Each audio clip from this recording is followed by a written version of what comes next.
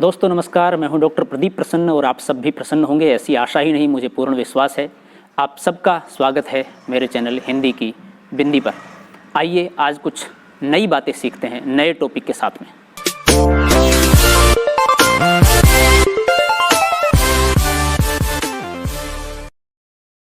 आज का टॉपिक है वाच्य। वाच्य एक तरह से वाक्य को ही कहते हैं। वाक्य कितने प्रकार के हैं, लेकिन ये किस तरह से भिन्न है और क्या है, ये सब बात करेंगे। वाच्य का अर्थ, वाच्य से यह पता चलता है कि वाक्य में कर्ता, कर्म और भाव में से किसकी प्रधानता है। इससे यह स्पष्ट होता है कि वाक्य में प्रयुक्त क्रिया के लिंग, वचन तथा पुरुष, कर्ता, कर्म या भाव में से किसके अनुसार है। वाच्य की परिभाषा, वाच्य क्रिया के उस रूपांतर को कहते हैं जिससे कर्ता, कर्म और भाव के अनुसार क्रिया के परिवर्तन का ज्ञात होता हो, अर्थात जिससे ये पता लगता हो कि क्रिया किस तरह से परिवर्तित हो रही है, कर्ता के अनुसार हो रही है, कर्म के अनुसार हो रही है या भाव के अनुसार हो रही है, और जिसके अनुसार परिवर्तित होती है वाच्य वही होता है, वही प्रधानता उसमें होती है। जैसे रमा पुस्तक पढ़ती है, पुस्तक पढ़ी जाती है, मोहन से पढ़ा नहीं जाता है। ऊपर के वाक्यों में उनकी क्रियाएं क्रमशः कर्ता, कर्म और भाव के अनुसार है। पहले वाक्य में रमा करता है और उसके अनुसार क्रिया है पढ़ती है। दूसरे वाक्य में कर्म पुस्तक के अनुसार क्रिया है पढ़ी जाती है। अंतिम वाक्य में पढ़ा नहीं जाता है से न पढ़ने का भाव स्पष्ट है, अतः यहाँ क्रिया भाव के अनुसार है।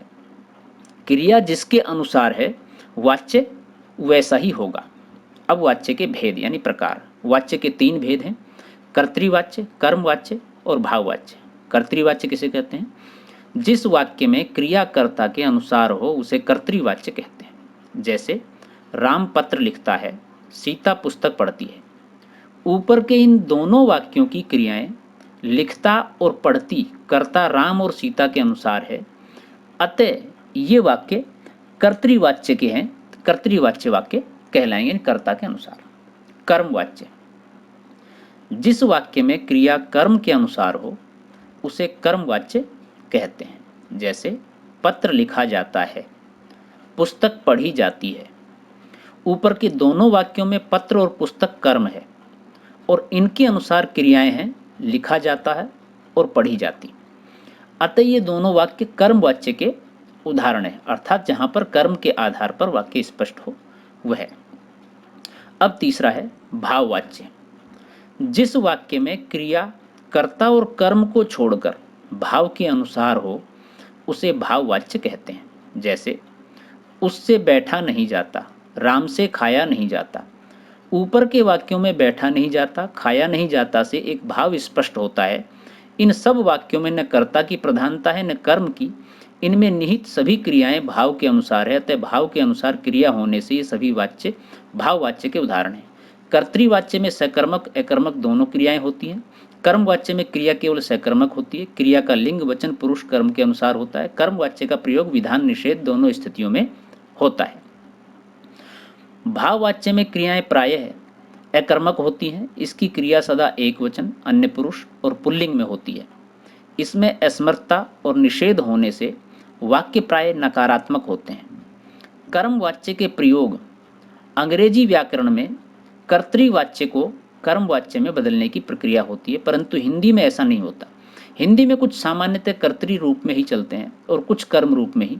हिंदी में राम श्याम द्वारा पीटा गया जैसा वाक्य नहीं चलता। हिंदी की प्रकृति के अनुसार सही वाक्य यह होगा कि श्याम ने राम को पीटा। यह हिंदी में कर्मवाच्य का प्रयोग विशिष्ट स्थितियों में ही किया जाता है।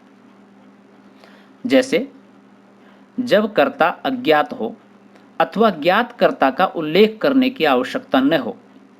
जैसे परीक्षा फल कल प्रकाशित किया जाएगा, चोर समझकर सन्यासी पकड़ा गया। कानूनी तथा सरकारी व्यवहार में आदेश व्यक्त करने के लिए बिना टिकट यात्रियों को सख्त सजा दी जाएगी। आपको सूचित किया जाता है कि कर्ता पर जोर देने के लिए, जैसे रावण राम के द्वारा मारा गया। अशक्यता के प्रसंग में यह काम मुझसे नहीं होगा। अपना प्रभाव व्यक्त करने के लिए उसे पेश किया जाए, कल देखा जाएगा। संभावना व्यक्त करने के लिए, जैसे उत्पादन बढ़ने पर बोनस दिया जाएगा। तो दोस्तों विद्यार्थियों, ये थी आज की वीडियो वाच्य। संभवतः वीडियो आपको अच्छी लगी होगी और आपके लिए ज्ञानवर्धक लाभप्रद रही होगी, ऐसी आशा है। वीडियो आपने पूरी देखी, इसके लिए आपका बहुत बहुत धन्यवाद। वीडियो आपको कैसी लगी ये आप हमें कमेंट्स के माध्यम से ज़रूर बताएं। यदि कुछ चीज़ें आपकी समझ में न आई हों तो आप हमें कमेंट्स के माध्यम से बताएं, हम उसे और स्पष्ट और सरल करने की कोशिश करेंगे। अगर अच्छी लगी हो वीडियो तो इसे लाइक ज़रूर करें, अपने मित्रों के साथ शेयर करें और चैनल को यदि आपने अभी तक सब्सक्राइब नहीं किया है तो सब्सक्राइब जरूर करें और बेल आइकन को जरूर दबाएं ताकि कोई वीडियो आप मिस ना कर पाएँ। जो भी वीडियो हम बनाएं उसका नोटिफिकेशन आप तक पहुंच जाए। दोस्तों, अगर कोई विशेष टॉपिक पर आप वीडियो चाहते हैं तो हमें सूचित करें, हम उस पर बनाएंगे। अन्यथा हम लगातार हिंदी व्याकरण, हिंदी साहित्य और हिंदी काव्य शास्त्र वगैरह पर हम वीडियो बनाएंगे। आप हमसे जुड़े रहें। आप नेक्स्ट वीडियो में हम बहुत जल्द आपसे मिलते हैं। तब तक के लिए शुक्रिया।